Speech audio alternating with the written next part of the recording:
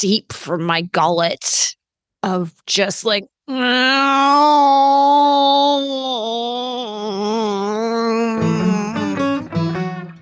Welcome to Keep It Fictional, a weekly podcast for book lovers by book lovers. Build your to-be-read list with Sadie, Liz, Virginia, Fiona, and Corene from the Port Moody Public Library. Warning, this podcast contains strong opinions and may cause an increase in your library holds list.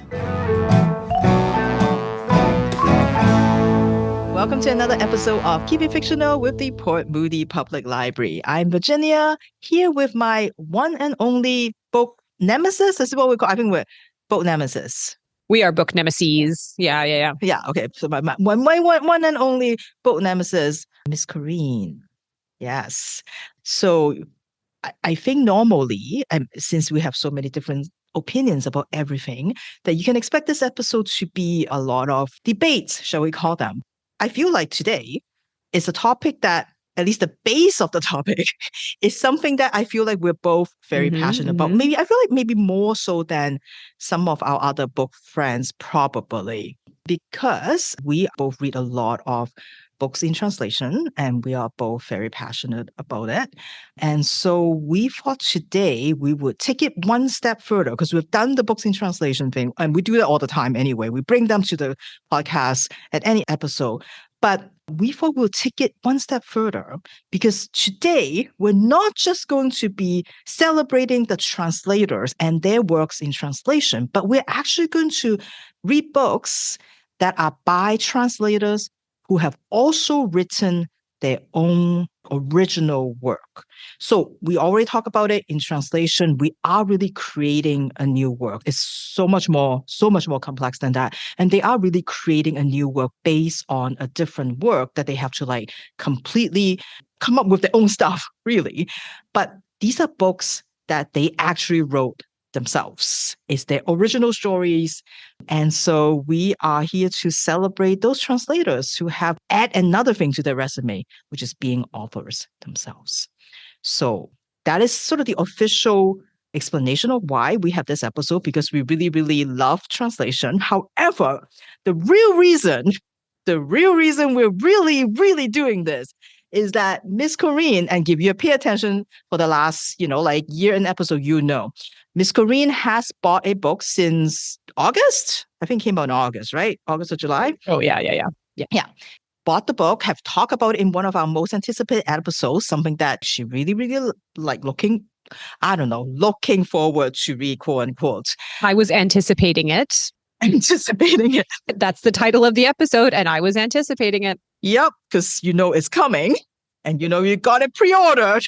It is now November 29th, and I feel like Corene could use some extra incentive, such as a deadline, for example, to actually pick up this book for reasons that you will find out in a bit. And so that's really why we're having this episode. It is just for you, obviously. Thank you so much, Virginia. I feel so special and so singled out and so seen. Yeah, well, there's only one, it's either you or me here today. So only got each other to pick on. So, but before we do that, before we review what this book that Miss Corene has read is and what she thinks of it, I thought again, because only two of us, we're only going to talk about two books, we should bring more books and bring more authors to your attention. And so we wanted to talk a little bit about maybe first kind of like the translators that we often read. And I don't know about you, Miss Corene, but I would like to find out, do you have translators other than the one that you're going to talk about later? Do you have translators that you kind of see their name and you're like, they're just as important as the author? When you see their name, you're like, okay, I'm confident that this is going to be good stuff. That it doesn't matter whether you know the author or not, the original work. You see the translator, you will automatically, as a pre-order, put it on hold. Are there translators like that for you, and who they are? Absolutely. And I think it has been really interesting following the author that I am going to talk about because he talks a lot about like the process and business of translation. And for whatever reason, I had always thought that the process was a little bit reversed. So it was the publishers choosing the book and then finding a translator for it. And then, I have learned that it's actually the translators that are picking the books often. They are championing a particular author, a particular story, a particular book, and they are bringing it to the publishers as a translator to say, I will translate this work into this language so that you can publish it. And so knowing that kind of like boggled my mind a little bit because these are in some ways tastemakers. They are the people that are choosing whatever languages they're translating from of what they think will kind of appeal or stories that they feel powerfully about. Like that there's something there that they want to share in another language. And so kind of knowing a little bit about that, there's definitely some translators that I'm 100% and I do go through and I'm thankful for places that have the translator as a subject field because then I can search by translator because I know that these are projects that they are interested in and I'm interested in what they're reading and translating. And so it really has been a process of finding some translators whose stuff that I really enjoy that I do go through and purchase whatever they translate. Of course, we prepared lists as we do. One of them is about a book that I talked about on our cat episode that I didn't quite realize had translated quite a few books that I had actually read. And so I'm really thrilled to kind of see what they come up with next. That is Alison Watts. So Alison Watts translated What You're Looking For Is in the Library, Sweet Bean Paste, and the Aosawa Mysteries. So translating from the Japanese into English, which I love like the kind of like the different projects that they're choosing. So a little bit of a traditional mystery, a little bit of something kind of sweet, a little bit of like a nostalgic, bittersweet, intergenerational story. So I'm very interested to kind of see what they are going to do. And I'm going to pass it back over to you because otherwise it'll just be me talking ad nauseum. So we can like volley this back and forth to each other. So I absolutely know that there are translators that you are following and gently stalking on your spreadsheets. So who are they, Virginia? And why do you follow them? Absolutely. And that's the beauty of having a spreadsheet that you can just go back and you make sure that you're like, oh, okay, yeah, just like you said, as I was going through the list, I discovered translation. Oh yeah, like I didn't realize that they have done like multiple books that I read this year. But you're absolutely right in saying, I think because that's a revelation when I realized, you know what, translators are avid readers and they are just like us. They love books just like us. And they wanted to make sure that those books get read by more people. And I think the person, I've talked about this person that many times, and because they haven't written a book yet. So, I can't talk about it now. But it's Megan McDowell. She's the first person that really made me realize how important a translator is. The first book that I read was the Alejandro Zambra multiple choice book that I read for the unconventional format episode. And I didn't really pay a lot of attention at that point, but I'm like, well, that's a great book.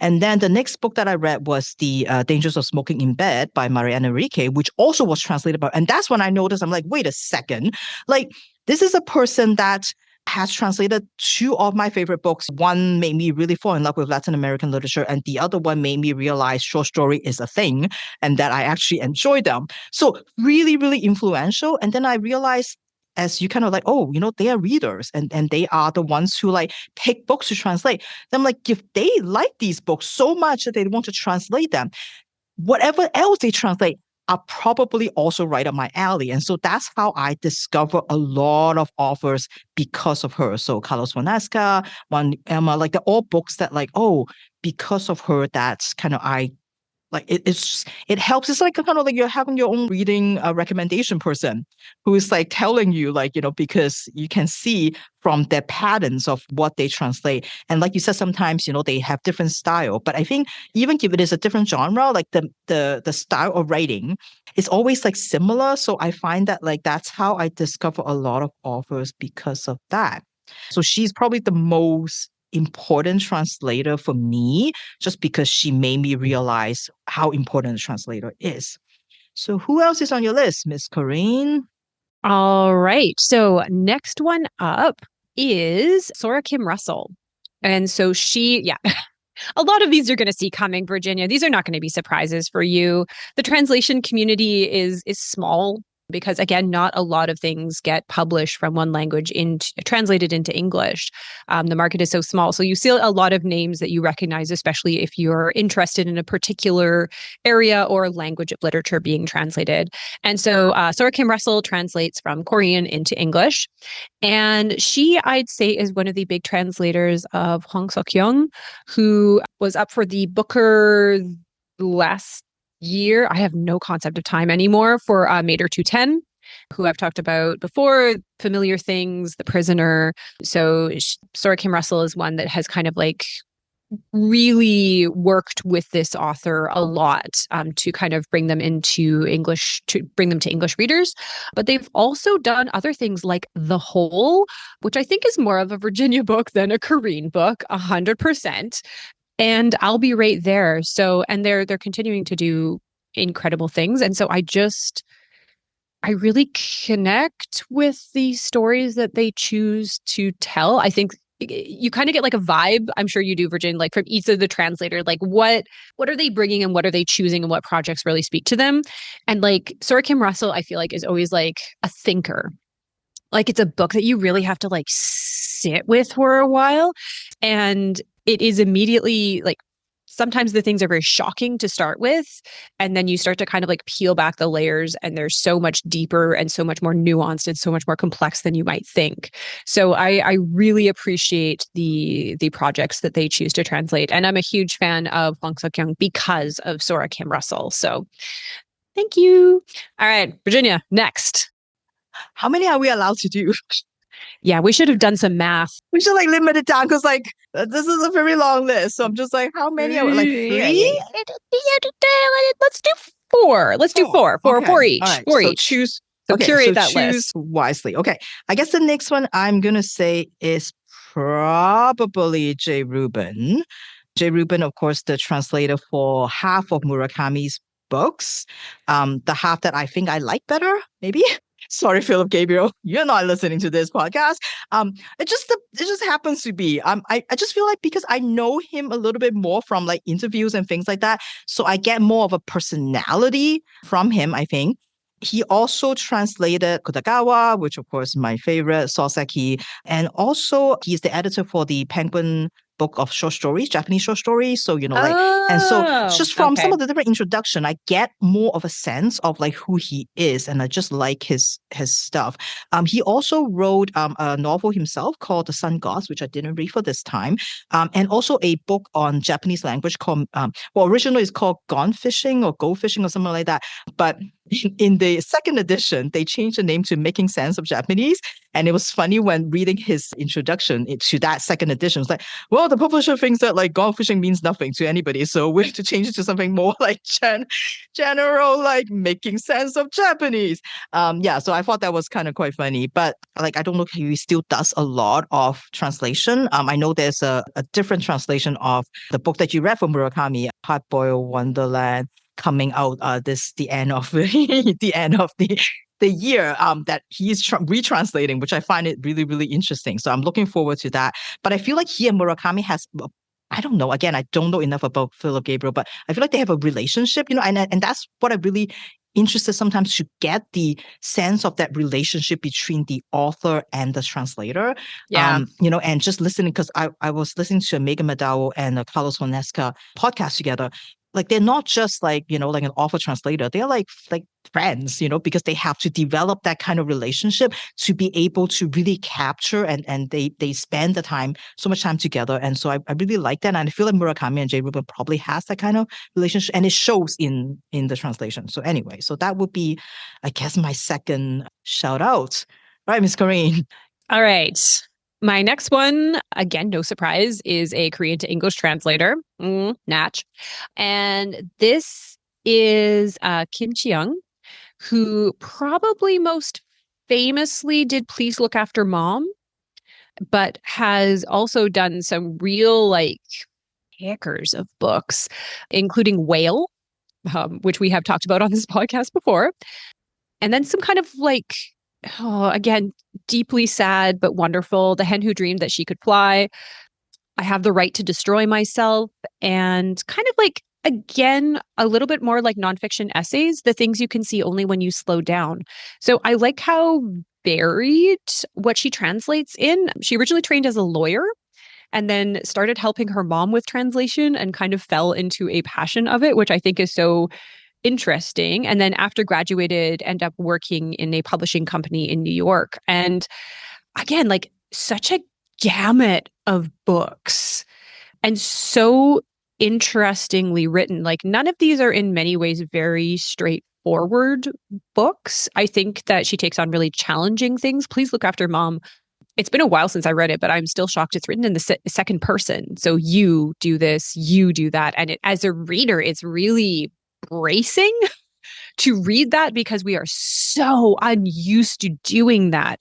But I think that she does a really good job because the whole point of that book is to be unsettled. And I think that she really captured that really well in the English language. And of course, whale, whale, whale, whale, whale. I crack myself up. Is also a very challenging book in different ways. And then the things you can see only when you slow down is written by a Buddhist monk, and it's kind of like life advice for dealing with like different when things don't go your way, as they often do. And so I really enjoy what projects she chooses and what voices she's working on. And it's one of those translators that I'm never quite sure what's going to come next at all. All right. Back to you, Virginia. This is hard. It's too many. I think I'm going to base it on this year's reading. And I think this is another one that another translator I've talked about before because he has introduced me to 3, 4 completely new authors. That's Kit Schruter. He's the one who translated The Thinking About Gladys Machine that I talked about in the Most Anticipated Episode. And then his name was Steph. I don't remember what episode that was, but it's another like an old author. So like there's a few different authors, and through him again, I'm like reading this other one, and I can't remember what the author is. See, I only know the translator's name. Like this. That's how important it is. But it's a Montreal author. So like he's like really finding like many different kinds of different authors and in different and because these people are amazing. They don't just use one language. Like they know multiple languages. So it was like there was French, there was like, other. So I'm like, wow, like, quite amazing. And so like I'm finding so many different authors through these translators. So I think he was sort of the one that probably introduced me more to new authors this year specifically. And of course, he also, again, and I only thought a bit now that he also wrote his own book, right? Like, and I completely forgot that. I know I could have just reread that or whatever. But anyway, so he wrote his book called Cartoons and also published this year. So again, authors that I've never heard of. And so I really appreciate people like that are just like giving us so many different offers that we would not know about. And they're all like also like a lot of the work that he does is published by smaller publishers too. So again, like just like you don't hear them. So it was really, really nice to see the variety that he does. And I cannot wait to see what he does next. And he's the only author that I've ever seen that actually posts the author pivotal with a dog, because most of them is cats and a big dog, like a big, yeah. So immediately it's just like, okay. All right, last one. This is really, really tough. I think I'm going to go with like an up and coming translator that to date only has 2 translations, but honestly, they came out with their first translation this year. And second one also just came out and I think is going to have a very long career because they're choosing projects with very high appeal that I really enjoyed. So this is going to be, and I really should have looked up whether it's Shauna or Shanna Tan, who translated Welcome to the Hyunam Bookstore and Marigold Mind Laundry that I think Liz talked about Briefly on the 200. Yeah.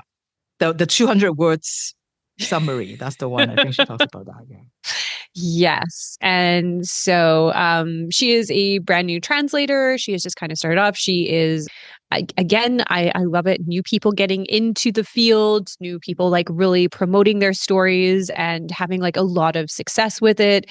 And so they're a person that doesn't have a huge back catalog to kind of go through, but I'm eagerly anticipating what they're going to translate next. All right, Virginia, whittle down your list. No. Okay. No fair. I'm gonna pick probably. There's so many like translators that work with Japanese literature. So many. Mm, I'm gonna go with Hayden Trial. I guess I would go with him, an Australian Japanese English translator. And it's because the last few books that I read were many of them actually again discover that was translated by him. Goodnight Tokyo by Tsuhiro Yoshida. Excellent, excellent book. And then The Forest Brims Over, which I read last year, also translated by him. And also he also translated Maki Kashimada's book, which include Love at 6,000 Degrees and also Touring the Land of the Dead. And both of them were like books that I really, really enjoyed. And so, yeah, I don't know a lot about him, I have to say, because this was just like one of the ones out of like the 10 that I had that does kind of Japanese literature. But because it was the more recent books that I read, so I guess I will go with him. With apologies to all the other ones that I want to talk about. Maybe at the end, we will see. Sneak him in. I have so much regret. I'm like, oh, but what about? Or like we do the like, you know how like the rapid, like the really quick like credits at the end of the video, and we'll just like list out all the names there. How about that? Anyway. We'll be here forever. It'll be like the longest episode. And then like Emma and Sadie will be like, why is it like 5 hours long if it is just the two of you? But the subject matter. That's because we're avoiding talking about, well, I'm avoiding talking about the book. Which I'm going to make you do right now. Thank you for the segue, Miss Corene. So again, like I said, the reason why we're doing this episode, we're doing it for you, Miss Corene. So please review the book that you read for today and tell us about it. We can wait.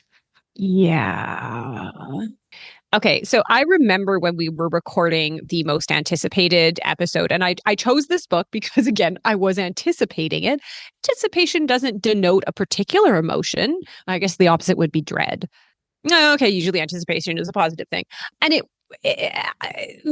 and I think I was very honest in that I said, you know, I'm absolutely going to buy this book. I have pre-ordered this book. I'm going to physical copy. I'm going to get it on release day. I'm excited to have it in my hands. I don't want to read it. I don't. At that point, there was kind of like the publisher's blurb of what this book is about. And I was like, oh, no. I am a mood reader, and so I will read pretty much anything. But I have some very definite, strong, visceral dislikes, all of which are included in this book.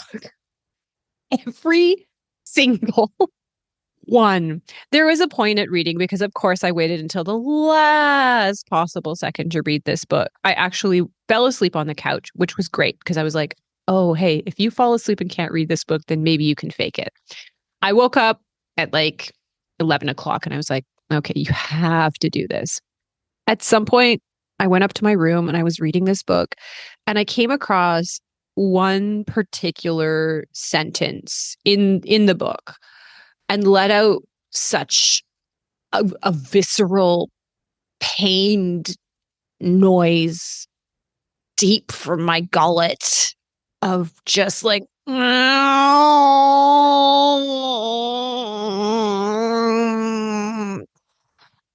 yeah.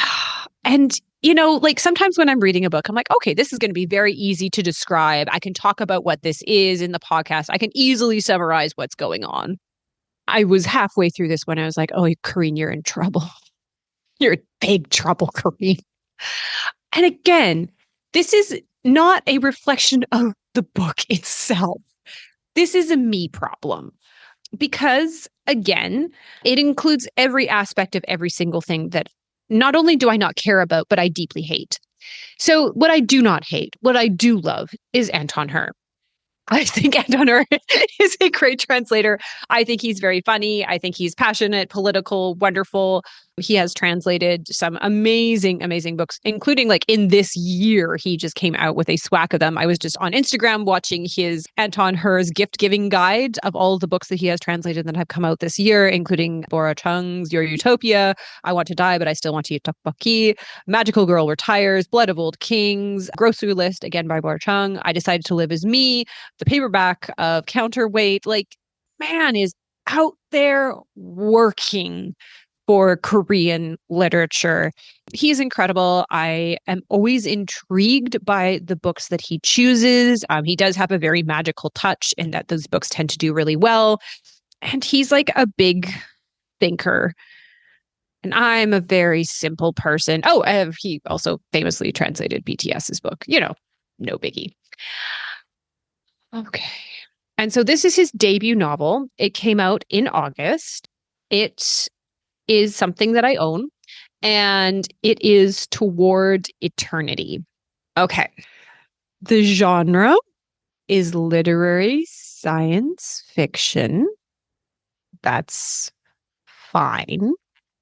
According to him, it is about science and poetry and how poetry can be science and a microcosm of all the things he loves, including translating and all the things he is interested in. The book poses the question. The book poses the question. What does it mean to be human in a world where technology is quickly catching up to biology? What this means is this book is about nanites. This book is about nanites. This book is about tiny robots. Tiny robots and what is it to be human? There is a line, and I'm paraphrasing because I couldn't remember it. The line that really like destroyed me is like, we're in a post-apocalyptic dystopian AI fueled clone war. And I just about lost it. I was crying. It's like, please, please. And again, this is not the book's fault. The book is very good and people love it. And if I wasn't me, if I was a clone, I would love it. But every part of that sentence, post-apocalyptic, all humans dead dystopia, AI fueled clone war. It's too much. It's too much for me. Okay, let's get into this. It's the near future, I guess. Probably. I don't know.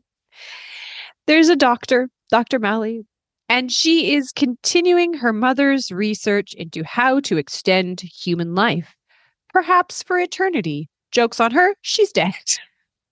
Her plan was nanites. The plan is nanites. So, like when someone dies or is about to die, you just kind of like have the robot bugs eat the bod. Yeah. And leave the mind. And so they're very tiny. And so everything should be fine. And then you're just nanites, but you're also you. So it's fine. But, anyways, that's her plan. Her mother was maybe not as successful because she died. But Dr. Malley has actually had a little bit more success. So patient 0 died, but patient 1 and 2 have survived. Patient 2 is a South African cellist, and 1 is an academic who is training AI to learn Victorian poetry, to learn more about humanity and poetry. Again, this is a me thing. I don't like AI. Not good news for me. The AI becomes a character in the book. Okay. Patient 1. Okay, anyways, we're training our AI. It's whatever. Except patient 1 has disappeared. He was in his lab talking to Pensit. Should have really looked that up. Anyways, the AI, he was talking to his AI. To what end? And then he suddenly disappears, leaving only his clothes behind. The police and scientists at the lab are baffled. It's troubling for Dr. Malley because she believes that patient one is experiencing regression. Okay. So he's been replaced entirely by tiny little machines. And so he should have like a perfect body, right? But he has memories, and the memories remind his body that he's sick and had bad things happen to him. So patient one was originally Young-hun, and he had a burn on his wrist when he was cooking with his husband. He should have a perfect body, but he's got the wrist. So his memories are changing the perfect body, and eventually he'll just like collapse into Lego bits, as far as I understand it. But that is not what happens. Young-hun returns, but he is not himself anymore. But what does it mean to be himself when he's never been himself, when he's actually just a robot inside of a nanite body? Anyways, Dr. Malley is writing all this down in what she probably shouldn't be committing to paper, but is. And then she gives it to Young-hoon, who essentially gives it to patient two, that cellist, who is undergoing some difficult changes. The music doesn't feel the same, and she is having lapses in memory where she's recording Mozart, but not recording Mozart, but also seeing herself and then chasing herself down with a gun, but it's not herself, but it is herself. But anyways, and from there, it only gets a lot weirder. The AI gets put into a body and then wants to have a child, I think. And then Clone Wars in Russia. And then ultimate destruction of humanity. And then Ark in the Sky. And then Dream World or Heaven. So this book is asking, like, is Nanite you really you? What is self? Is self the body or the mind or the memories or the experience? If you're just a bunch of Lego pieces like click together, like, are you really you? Hmm. And if you give AI a body, does it have life? Hmm. Cloning eventually evolves into war destruction of humankind. Are clones reciting poetry human at all? Is the last question I have for myself. Yes. Okay. Hmm. Mm-hmm. If you are looking for a linear story, I mean, things definitely happen. Things definitely happen. And like, it asks a lot of big questions. It asks a lot of big questions that I don't know that I know the answers for. Okay, what this is, as he describes it himself, emotionally resonant, which it is. I felt things, mostly upset with myself. But, there are some like very beautiful, touching things. It really is a meditation on what does it mean to be human. And in a world with AI and probably clones at some point, clone warring themselves into the destruction of humanity. Like, what does it mean for a clone to be human? It's very sci-fi. It's very literary. As I was talking with Virginia earlier, it kind of reminds me of Counterweight in that there is a lot of plot happening somewhere else. And you're going to get snippets of it and you're not really going to understand what's happening, but that's really not the point. The real point is kind of about what makes a human human, what is the importance of language and poetry. The parts that I really liked are when he is kind of talking a little bit about the function of poetry. There's a part where one of the characters says, "Oh, like Victorian poetry, it's so quaint and so nice." And, the narrator at the time says, "Absolutely not. Like, their poetry was a weapon.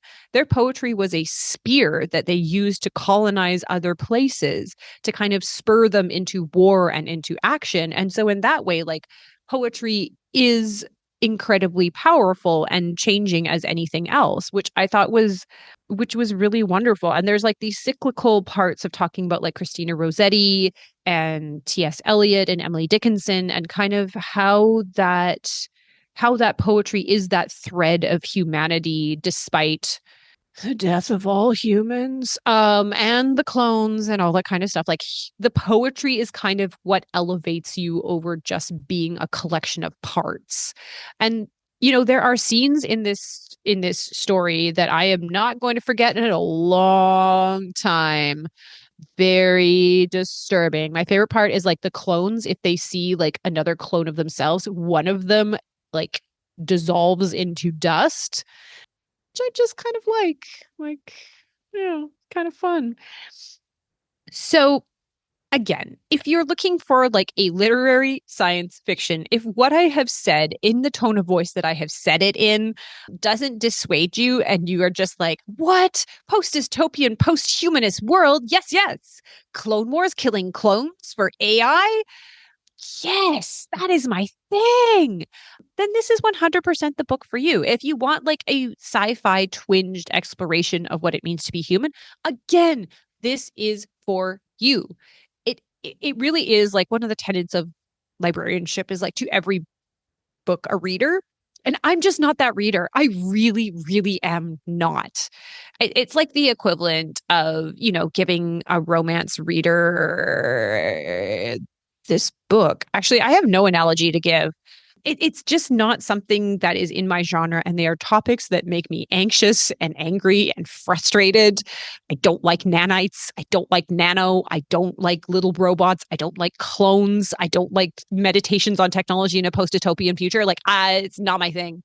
It's not my thing. And so any frustrations that I felt with the book are absolutely on me. And, sometimes it's important to realize that as a reader and, as someone who talks about books for a living and lives in kind of like the book space, is that sometimes the book is just not for you. It doesn't mean it's a bad book. And this is, again, a book that I don't think is a bad book. It's just not for me. I am not the reader for this.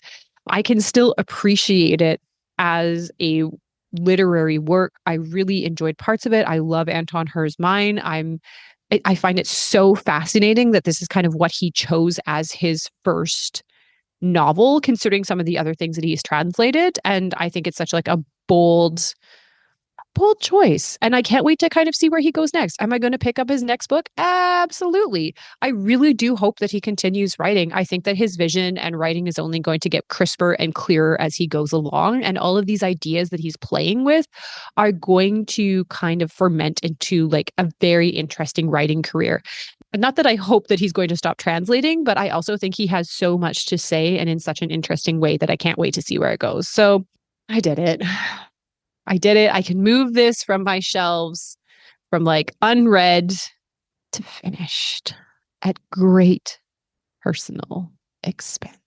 Thank you, Miss Corene. It's so funny because before you said it, I had the word like, how like I have to confirm thing, oh, what to say after your review. I have the word tone written on my notebook. I was just gonna say, like, like everything that you said after your summary of this, I don't think anybody's gonna even listen to it because it's all about your tone. I mean, we can, we got it all from your tone.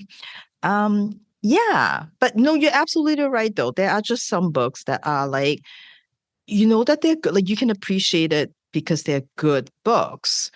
You just can't appreciate it personally because it's just like there's just so many things that just like don't work. And that's hard, right? Because, I think it takes a lot to recognize that sometimes, because you kind of like feel like, oh, like this is a bad. No, it's not a bad book. There's skills involved in it. I just think like the equivalent is like you sitting down to read like the best romance book ever read. And I think you would be able to recognize that it's well written and it's hitting all the tropes and it's got that. It's just like there is something inside of you that is so, the subject is just so painful, like almost like a physical pain of like this is just coming against something that I am not hardwired to do.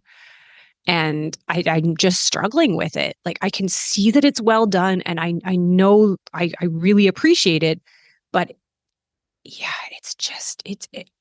I can't enjoy it in the way that someone who is wired to enjoy these kind of stories can. And that's okay because as you said, other people really great reviews for it, like so there's definitely also people loving it and that's good. But you did it. You did it, you read it, you supported him, you bought his book, and you will continue to do it. So what more can he ask for, right? Maybe less tone. Oh yeah. but it's a podcast. I mean, I know we also did video, right? Like, so the tone really, really matters. Is right? Maybe I should do it again. No, Too it's late, too late, too perfect. late. No, it's perfect. It's perfect. Yeah. So Virginia, like how did you go? How did you decide? I know, right? So when I find out about this particular episode, we're doing this for Corene, a couple of translators came to mind immediately. One of them is Idra Nove, whom really I was aware of her as an author first, actually, but I never read her. And the first book that I read was, of course, her translation of The Passion According to GH, which, of course, is the book that introduced me to Clarice Lispector, which I've mentioned so many times already. I'm not going to elaborate on it, but I'm forever, forever grateful for her and her wonderful translation of that book. And so I did read her debut novel, which is called Ways to Disappear, for this episode. The other translator that also came to mind was Jennifer Croft, who, of course, is most well known for her work with the Polish Nobel Prize winner Olga Tokarczuk. Is that how you say her name? Her debut novel came out earlier this year, which is called The Extinction of Irene Rey. And I'm one third into that book. And interestingly, both books feature a translator and a group of translators as the protagonists. And I can see that they're both bringing sort of this profession to the forefront with their novels, which is great. And especially with Jennifer Croft's book, it really does explore sort of translation. In fact, in the beginning of the book, we only know the characters and they call each other by their language name. They don't even really talk about their names. That's kind of how they are known to each other in the world of the author, because in the beginning, they're almost like secondary in some ways, right? Because they're so devoted to this one author. And so they'll say, like, English did this, or, German stays in this room. And so it's really interesting. But both books also featured the author disappearing. And so eventually, with the Ways to Disappear, the translator went to Brazil to help the family sort of look for it, and then, to find out a lot of things that they didn't know about the author. And then in Jennifer Croft's book, as the author disappeared and they are trying to kind of figure out, and you can see that the group of translators, there's like 8 of them who always come to the house of the author to do the translation there at the same time. So I guess there's no spoilers. We have one translation come up before the other. And they were all like sort of there. And so like you can see the transformation of them because gradually they get to know each other by their actual name. And so I think it's like a whole kind of, I'm sure, a whole symbol for like sort of the idea of translation and really exploring that. So again, both books get great, excellent reviews. And I would recommend to anyone who kind of really love literary thriller because there's that sort of central mystery of the disappearance. But I'm not going to talk about those books because You cheater. You cheating cheater. Yeah, but just like I have a reason, because just like you, when you're describing Anton Hur's book, there are, like you said, certain things in the book that just don't work, right, for you. And so there's just these little things in Idra Nove's book, which I did finish. There's just some decisions that the characters made that I just have trouble dealing with. So it really ruined the rest of my reading. It got like the most wonderful review, the star reviews everywhere about like both of these books. And then in the second book, at points I feel like, am I reading a teen novel? Why is there so much like, this guy came up to me, this other translator Swedish came up to me, just standing right behind me. I could feel his breath and blah, blah, blah. And I'm like, I don't care. So I was just having like little things that just like, I was like, So anyway, and the universe also dropped another book in my lab just last week when I got my hold on a new book in the library, and it's from a translator who is now an author, again, her debut novel. And the story and style sounds a lot more like my type of book because I think the other two weren't really my type of book. So anyway, so that's the one that I'm going to talk about instead. And that is Blue Light Hours by Bruna Dantas Lobato. This is actually a translator that I haven't actually read any work by her yet, which I need to rectify immediately. She's a translator of a lot of Brazilian authors and books written in Portuguese, including the National Book Award for Translator winner a couple years ago called The Word Set Behind, which the library also has. So that's the one that I'm going to be borrowing so that I can go read it. And again, like whenever we meet a translator. It's so exciting because, then now I'm like, oh, there's going to be like a bunch of authors that I'm going to be discovering through her. So I'm very, very exciting, looking forward to that. But anyway, Blue Light Hours is unlike Corene's book where so much stuff is happening. This is not a so much stuff happening book. It's not a plot-driven book at all. We have an unnamed young woman who has come from Brazil to the States to go to college as an international student. And so we get to spend a semester and a summer vacation with her. And the story is about her sort of navigating this life in a new country, slowly learning the language, filling in the gaps of the knowledge that she lacks, doesn't have that cultural context or the references. And the descriptions of her sort of finding her way in a new place rings so, so, so true. I think to anyone who has ever moved, immigrated somewhere, like I can totally identify and still remember a lot of the same sort of struggles, especially if, just like her, if you move to the place as a teenager or a young adult, you're like already desperate trying to fit in somehow. And you're trying to figure out like, how do I fit in? How do I belong? And it's so much more difficult as someone who is obviously different and that they can tell, people can tell right away, and you're very, very self-conscious of the fact that they can tell that you're different. And so our protagonist is definitely trying to figure that out as she moves into the dorm, trying to figure, well, how do I belong? Like, do I just go to every party like everybody does? Do I start drinking? Like, what do I do? And it's hard because at her college, a lot of students there, they come from money, they have a lot of privilege. And so, even just before the summer vacation, when they're talking about where they're going to go, and she's like, I don't have money to do anything. I can't even go back home because I don't have money for that. A lot of that, like she described it so, so, so well. And of course, a lot of the other microaggressions that she has to deal with, people telling you that, oh, your English is so good, or like, insisting that you're someone else because they can't tell you apart from another person. But what I really especially like the way Bruna Dantas Lobato describe all of this and handle this experience is that it's never exaggerated. She does it like her writing is very in a very in some understated way. It doesn't feel like a stereotype. She's not like really playing like, she's not just like focusing on that. It makes her portrayal of this whole experience seem so much more genuine and so much more true. So I really, really like that about her. Her other friends she made, most of them also international students, remind her that you can't just see the things that are not here. Look for the things that we have in this country and focus on that. And so slowly, without really realizing that, she gets used to her new life.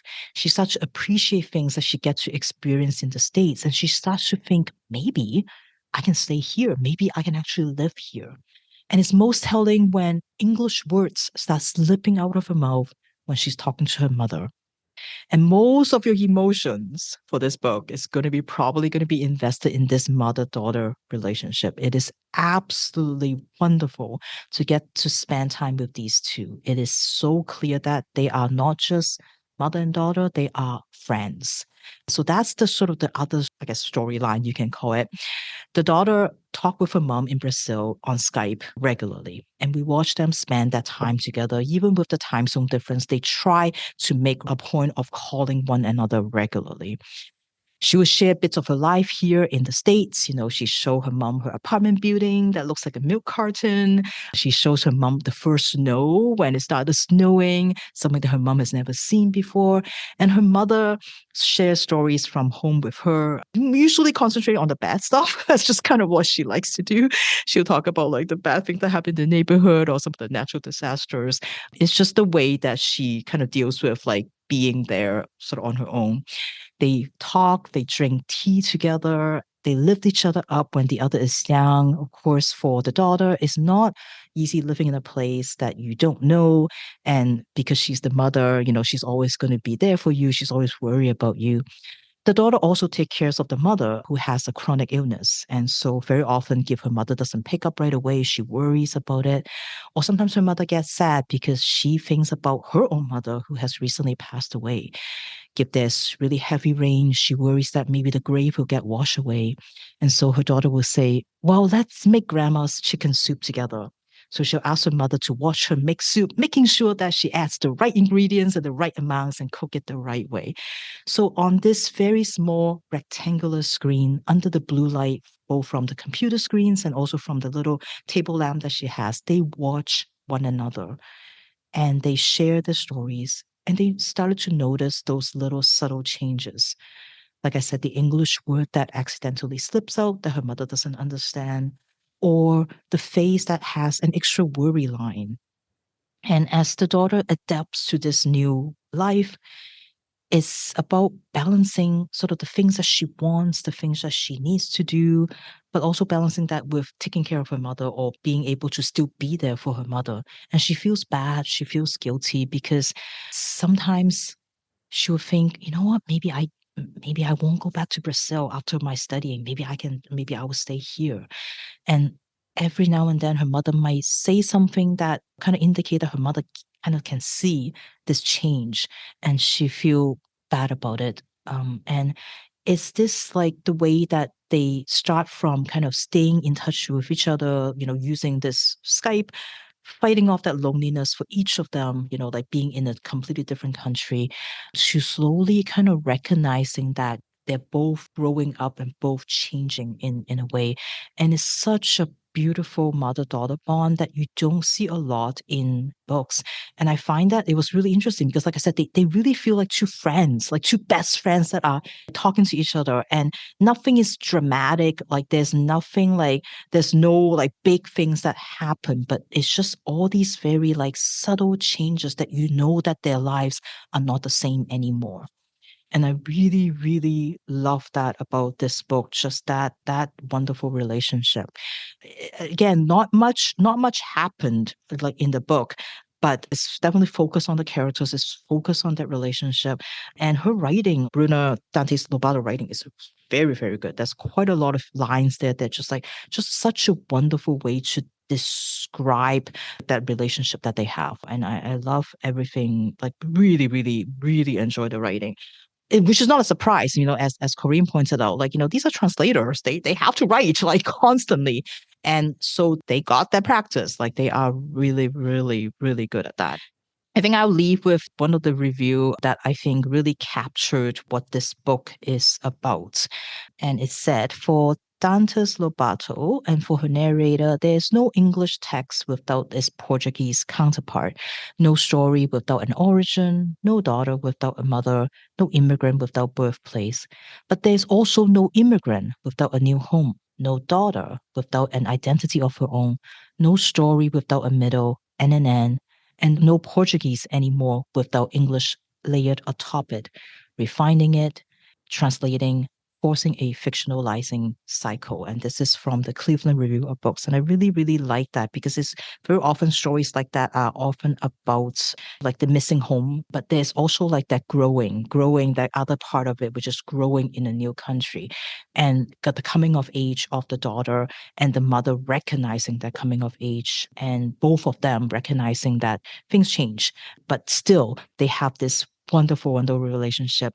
In the end, when the mother came actually to the States to visit because the daughter couldn't get away, there was just this like wonderful scenes of them like sharing American things that she has never experienced before, just eating like pancakes with maple syrup and things like that. That was just so sweet and just so nice to see. And seeing her mother enjoy that experience and really like just seeing how well her daughter is doing and just really, really happy for her daughter.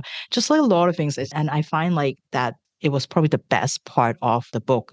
The whole idea that the way she described like sort of that new immigrant experience was already great, but like just that relationship is just so good. And I think it's something that a lot of people can kind of identify with. So a quieter book, but I think that's still very emotional kind of book. This is Blue Light Hours by Bruna Dantas Lobato, and I cannot wait to read some of the other books that she translated. All right. You did it, Miss Corene. You did it. I did it and I'm stronger for it. Yes. Yes. Stronger with nanites. You're functionally immortal with nanites, unless you run into your doppelganger or other clones and then you disintegrate into dust. Yeah, they turn to dust. That's pretty cool. Honestly, it worked. Honestly, it worked. Like that part was fun. Like, can you imagine if you ran into another and you don't know which Virginia is going to like disintegrate? See, you could have joined our AI episode too. That would have been also perfect for that. Was I sick? No, I wasn't sick. No, you You spared me, I think. You spared me. Yeah, people can only talk about robots when they're not in my presence. We have to be strategic about the types of topics that we pick. So, Yes. all right. Well, thank you Thank for you. spending this time talking about more translation. I'm sure we will do this again and frequently. I hope that everybody can pick up some of these. And I mean, I don't know, like, they're not like a ton, but like the more you look into it, like, it just feels like there may be a few more probably out there that we haven't discovered yet. Translators that are also authors. So do check those out. And of course, they also, I mean, really, translation is also a new work. So, also look those up. We got lots of suggestions for you. We've given you lots of choices. So I hope that you pick some of those up from your local library. So, all right, everyone, have fun reading and we will see you next week. Bye-bye. Bye. Thank you for listening. If you like our show, please tell a fellow book lover about it. You can find a list of all the books we discussed in our show notes. Join us next week for another fun book chat. Until then, keep it fictional.